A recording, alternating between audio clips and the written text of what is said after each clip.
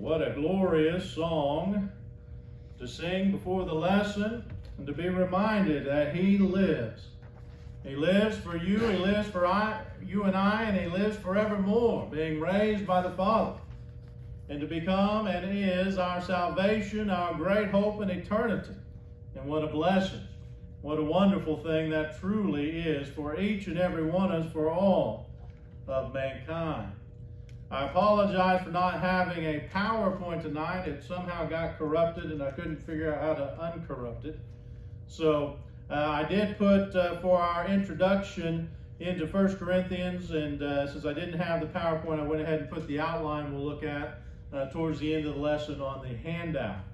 But we are going to begin this evening looking at a new series of lessons, having finished up looking at the lessons on the Psalms, and we're going to be looking at the letters to the Corinthian church. We're going to begin, obviously, with 1 Corinthians. Then as we finish that up, move to 2 Corinthians. But one of the beautiful things and realities when we examine these two books, and we look at these two books, one of the things we see is something that's not so much found in many of the other writings of Paul, and that is because of the very nature of these writings. And that is that Paul delivers a great deal of information on a large number of different topics. Because Corinth was struggling like it was, as we'll look at here in a little bit, and they were struggling with different things and had many different issues, Paul does more of a business-like letter, if you will, when it comes to this subject and the next subject and the answers and so on and so forth. And so when you look at these two letters, we learn a great deal of doctrinal matters. A great deal of things that help us in our walk with God, our striving for godliness, 2 Peter 1 and verse 3, to live that godly life. In this lesson, we're going to look at what we typically do when we start a new book like this and get into those introductory matters, those things in which are good to know as we study that book. Because as you and I know, the letter, though it's written for all of us, and the way it's written because of God's divine providence and His foreknowledge, wrote it in such a way that you and I can understand it. But it does take into account that we spend the time to know who the audience was, their culture and their background to help us in those studies, to pay attention. And God has providentially allowed for us to know those things so that we can better understand what is being specifically said. Because as Paul writes this great letter, or these two great letters, one of the things you notice is that he just assumes, because they wrote him the questions, that he doesn't have to write down the question. He just starts talking about the situation and what was on their mind. So with that in mind, let's go ahead and consider for a moment this morning in our first point, the city of Corinth. What do we know about this prominent city? Well, the old Corinth, if you will, has always been and was always a very prominent city because of where it was. It was a very significant city during not only Jesus' day and the time of Paul and biblical times, but leading as far back as 2,000 to 3,000 years before Christ was born,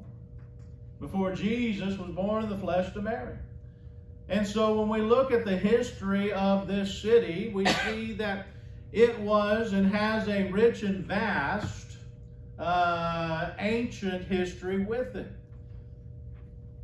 It was and began as a Greek, or within the Greek Empire, and actually a little bit before that, but it really got its prominence under the Greek Empire and then flourished when Rome and its empire pushed that direction. However, for a time after Rome had conquered the known world, or was in the process of doing so, Corinth, during those early stages of Roman Empire, they decided to kind of buck up against Rome. And as you and I know, when someone does that, like Jerusalem, or like the Jews, for example, in AD 70, it didn't usually work out well. In Corinth, like Jerusalem in AD 70, it was leveled. It was completely destroyed, no stone left unturned. and it was demolished in 146 BC. But then came Julius Caesar. And because Julius Caesar had this interesting idea that he was from the lineage of the goddess of Venus, and because Corinth was known as a home to Venus, he decided to rebuild the city around 44 BC. Now, what's interesting with that is the reality of Venus, the idol. Because she was and continues to be one of the idols that promotes sexual impurities, sexual immorality, fornication, and all other sorts, which we'll get into a little bit later. Now, what led to this city being so popular, and why God would want Paul to spend his most time outside of Ephesus in this one place? What is it about Corinth and its prominence and the things about it, especially considering its immorality? What is it that God specifically told Paul after going there and converting a few, as we'll talk about, to stay there and continue the work? Well, Corinth, like a few other places, was somewhat unique in its placement, if you will, of where it is in the world. It's about 48 miles west of Athens and is located on a narrow isthmus between the Peloponnesian Peninsula and the mainland of Greece. Why is that significant? Because as goods would travel to this area, it was very dangerous for a ship to go around that peninsula. In fact, many a ship was lost. However, because of the narrow spot, and I had a map, man, it was really cool right here. I had a map there. But because of its positioning there, it was the link between Italy and Asia. That ships would they would ship through boat. There were some fast boats. They would ship through and bring it into Corinth, and it would travel through this isthmus and would get there, and they didn't have to take the danger and take the possibility of losing cargo and losing ships. And so because of this, this city grew. And because of this, it stayed throughout time while it was active as a very large city. In fact, some have estimated that the city had as many as 3,000 residents. By the time Julius Caesar had built it back up and had dedicated it and had made it a Roman colony and all these kinds of things, and filled it with free Romans, he filled it with military veterans, he filled it with many other Romans, and then of course it was a prominent Greek city, and so you had that combination there going. It's been estimated there's about 300, as I said, 1,000 in population and 460,000 slaves there. So it was quite large, very large. What about the culture? Well, we've talked about it a little bit. Because of the transient nature and the in and out and the ships that were coming, the different people that would be there, and the fact that Rome had literally built it up and brought it back on the backbone of Venus, there was a lot of issues that ended up coming from that. As I said, when Julius Caesar reestablished it, he made it mostly Roman freemen and military veterans and those who would be laboring in different fields. Archaeologists have discovered that there was a great Jewish, even in the very beginning, a great Jewish settlement there. So as was custom, and as we've talked about in the scheme of redemption, one of the things that allowed for the spreading of the gospel like it did was the fact that the Jews had been dispersed all over the world. And the God was made known through them. But in Paul's day, it was a major political place. And though the Jews had much prominence, Acts chapter 18, verses 14 and 16, we see they weren't quite as prominent there as they were in some other areas. In fact, we see them somewhat shut down as they try to cause an uproar against Paul. Now, Corinth isn't what we would say a town known or a city known for its modesty and its morals. In fact, even during this time where communication isn't anything like we have it today, obviously, it was known as an extremely immoral place. In fact, it's been estimated that the Temple of Venus housed somewhere upwards of 1,000 priestesses that were, in essence, just simply prostitutes. This will play a part in 1 Corinthians chapter 11 a little later on. Chapter 11 a little later on.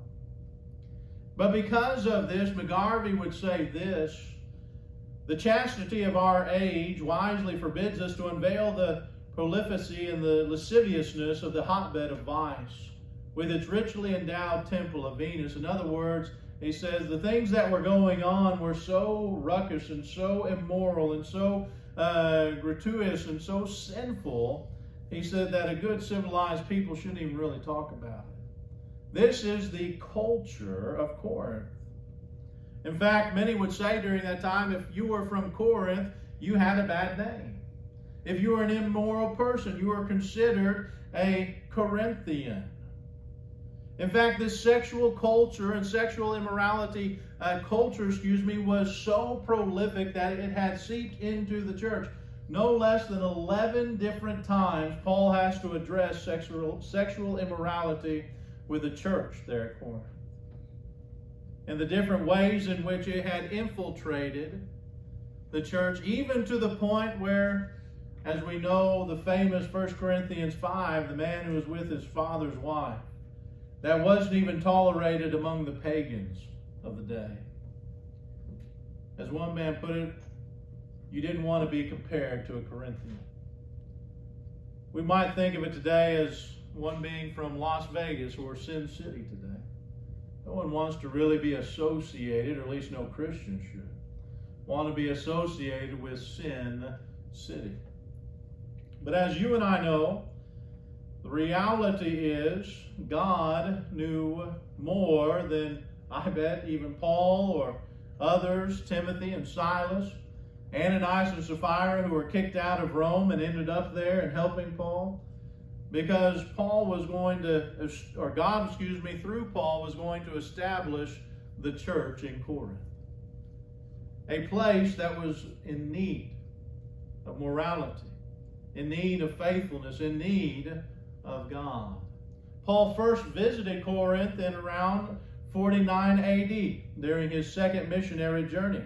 As I said, he lived with and came to know Aquila and Priscilla, who would and had been a part of the church there in Rome, but remember, had been kicked out of Rome when all the Jews were removed by the emperor. In Acts chapter 18, verses 1 through 18, we see Paul met with them and ends up living with them and becoming a tent maker with them to supply his needs and his support until Macedonia and some other places could gather the funds and eventually get to him where he didn't have to make tents anymore. Paul originally began at going into Corinth, like he did so many other places, going to the synagogue. And as he would go to the synagogue and as he preached and as he taught, we see in Acts chapter 18 that the Jews quickly were not so excited about him being there, and they quickly expelled him. Now, as we've talked about before, being expelled from the synagogue was a big deal. If you were a Jew, it meant that you weren't supposed to be allowed to go to any others. Paul would basically tell them, listen, I'm dusting the dust off my feet from the Jews here. I'm done with them. That doesn't mean that no Jew actually obeyed the gospel, hearing Paul's word. In fact, a couple of very prominent people did. In Acts chapter 18 and verse 8, we read this: Crispus, the ruler of the synagogue, believed in the Lord together with his entire household. And many of the Corinthians, hearing Paul, believed and were baptized. It's often been suggested that they probably met with Titus or Justus or Crispus' house there, since Crispus' house was right next to the synagogue, and it would have been an easy place for the church, the early church, to worship. The second phase of Paul's building of the church and preaching the gospel there, if you will, in Corinth, after him being rejected by the Jews, was to turn and deal completely with the Gentiles. To no longer having been excommunicated, if you will, from the synagogues, he turned to the Gentiles, and we see this where Paul would then have a great impact on that city. Now, here's where we get to in Acts chapter 18, 9 and 10. If you have your Bibles, I want you to go ahead and turn there, because this is a pivotal reality and part of the Corinthian culture and understanding of the church. In Acts chapter 18, we see God speaking to Paul in a vision and telling him something very important. As I said, Ephesus, where Paul spent 3.5 years, is the longest place he stayed anywhere.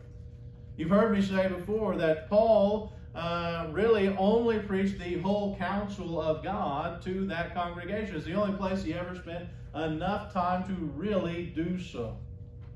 However, because of Acts chapter 18 and what the Lord tells him here, as we're going to read, Paul stayed here in Corinth. Not as long as Ephesus, but longer than anywhere else. Let's read that now. And the Lord said to Paul one night in a vision, "Do not be afraid, but go on speaking, and do not be silent, for I am with you. And no one will attack you to harm you, for I have many in this city who are my people." This encouraged Paul to go about, and as we said, he stayed 18 months, a year and a half, and did great work, and did many souls obey the gospel. And the church grew because of what God encouraged him to do. Now, why would God want Paul to stay so long in Corinth? What is it about it? What is it in Corinth that was so different, let's say, than Thessalonica? Or many of the other places that Paul would go to and spend some time with, but not very long. As we said, Corinth was a bed to the world. Paul, just like in Ephesus, Paul would spend time there, and God would have him do so, because the gospel not only could be taught there, but as travelers came through, as these goods and the commerce was done, as travelers came through and they would hear the gospel and obey the gospel, they would be like the Ethiopian eunuch and be able to take it to far and away places. Places Paul and Peter and many others hadn't maybe got to go yet. There's a reason why the gospel spread throughout the world. And it wasn't just because the apostles made it to the outer edges of the world. It was because, like the Ethiopian eunuch, it was taken. And so God would allow Paul in Ephesus and here in Corinth to spend a great deal of time and protect Paul in these areas, to be able to further the gospel and have its tentacles of righteousness, if you will, spread throughout the world. Now, with that being said, and Paul spending as much time as he did there, Paul did eventually leave and, in fact, head to Ephesus a bit. In fact, as he writes back to the church, he's writing from Ephesus to the church there because he has learned that the church was having a lot of struggles, weren't they? It was struggling to be united in the Lord. Now, again, this isn't necessarily something new. In the book of Romans and in Galatians, to the churches of Galatia, as I said, to Romans and 1 John and 2 John, there were several letters written where the church was divided and having struggles. It was usually between Jew and Gentile. Now, what makes this congregation unique is that doesn't seem to be the problem. It doesn't seem to be that the Jews and the Gentiles who had obeyed the gospel were struggling with that aspect. It doesn't seem to have Judaizing teachers pushing the Jewish doctrine and their baggage that they had brought in and not given up on, unfortunately, as many others had. Rather, their problem was simply holding to morality and not really understanding, having come from such a diverse culture of sin, and sticking and understanding what God wants them to be united in every way in Him. Let's look at 1 Corinthians chapter 1. Here we really have the theme verse, if you will, in 1 Corinthians chapter 1, verses 10 through 11, where Paul addresses the reality of what is needed throughout and within the church there at Corinth. He says, "I appeal to you, brothers, by the name of our Lord Jesus Christ, that all of you agree, that there be no divisions among you, but that you be united in the same mind and the same judgment. For it has been reported to me by Chloe's people that there is quarreling among you, my brothers. Here Paul states out the reality of what was going on. They were bickering, they were quarreling, they were upset with each other.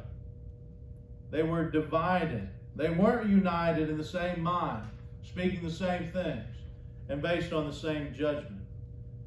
As you can see, thankfully, Chloe's household, this is all we really know of her and her family, but Chloe's household wrote to Paul and said, hey, we're struggling. We're dealing with some issues here. We're dealing with doctrinal issues. We're dealing with moral issues.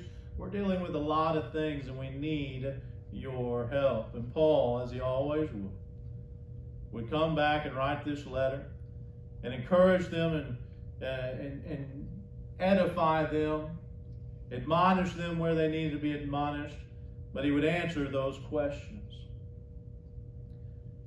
Though this congregation had a lot of issues, and there's a lot, and though they were struggling with some major things, one of the things that I've always been impressed with is Paul's reaction to that with them.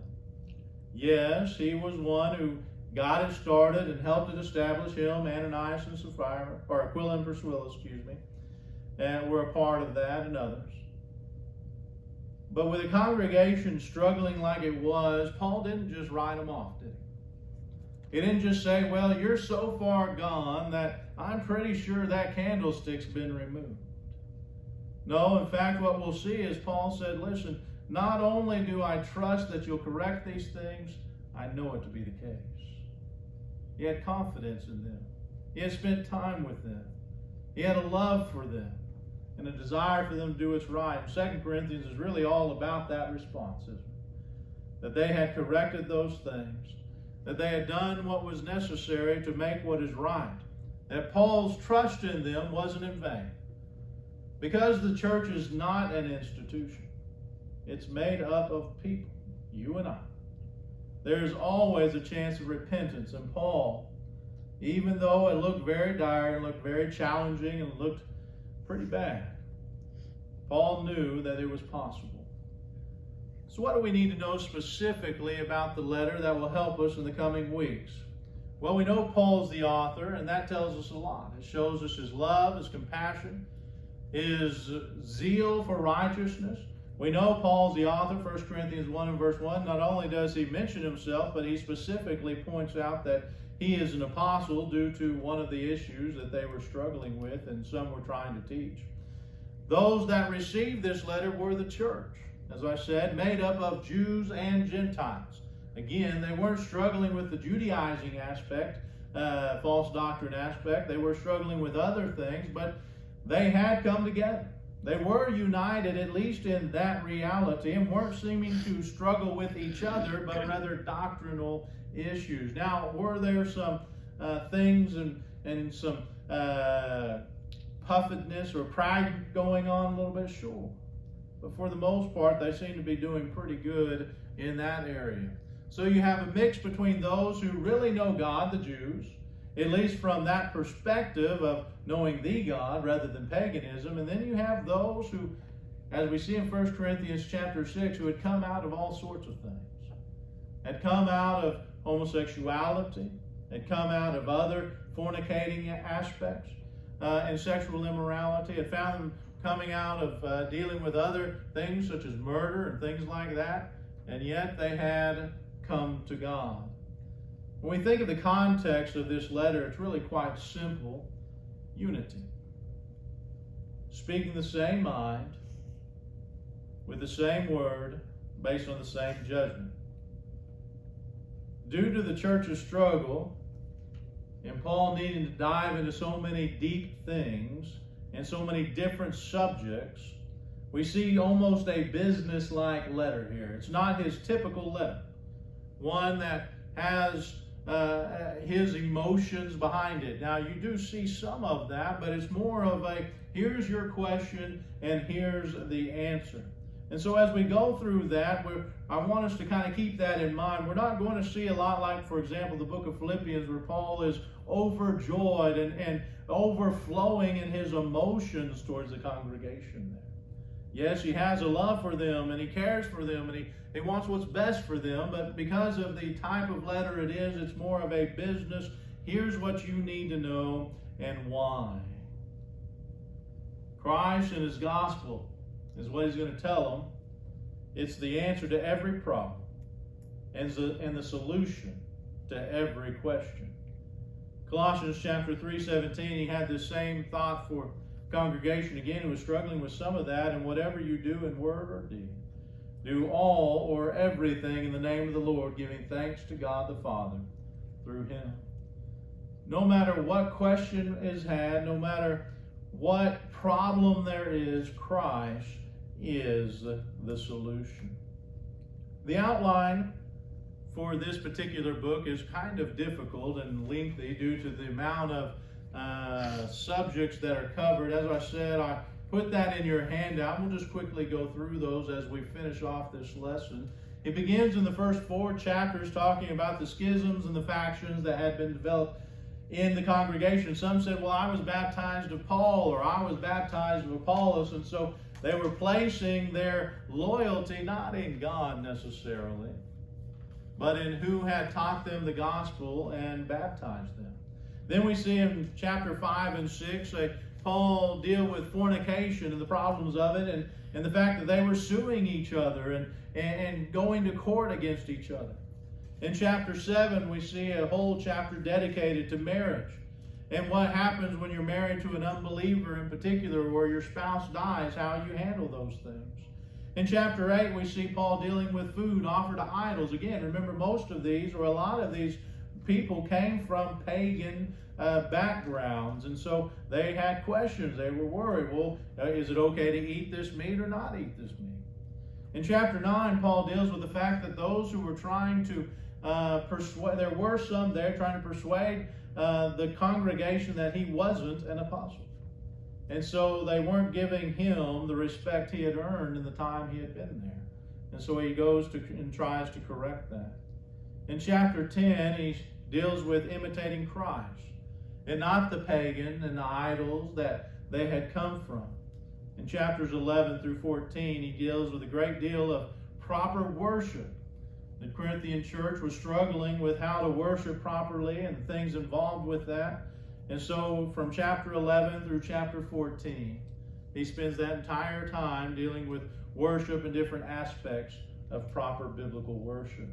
In chapter 15, they were questioning the resurrection, and so he spends several verses, and that's a long chapter. And there is so much information in there, probably one of the more powerful chapters in all the Bible.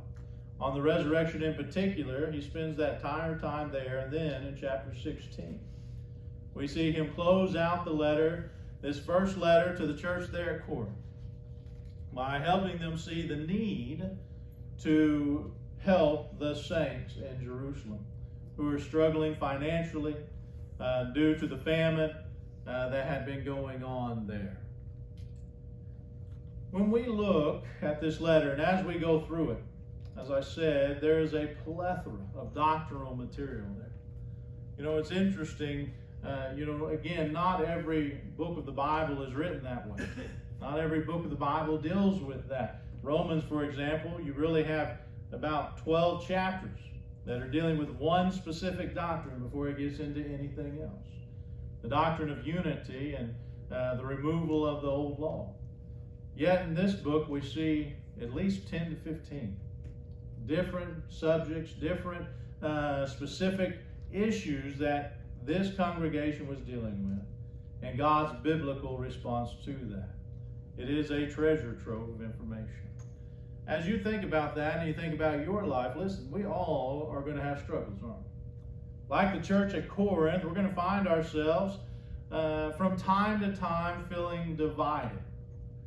As Paul would put it, the flesh wants to do one thing, the spirit wants to do another. And we can, if we're not careful, lean into the flesh or the worldly side more than the righteousness of in the spiritual side of God. If that's the case this evening, as you reflect upon your walk with God, as you test your faith, and make sure it's true where it needs to be, if you find yourself wanting in that, make that change. Be united back with God. There's no greater life in this world than having a fellowship, 1 John 1:7, with your Creator. And that fellowship doesn't need to be in strain. Make the change if you need so. Maybe there's someone here who's just simply struggling with the day-to-day things of life.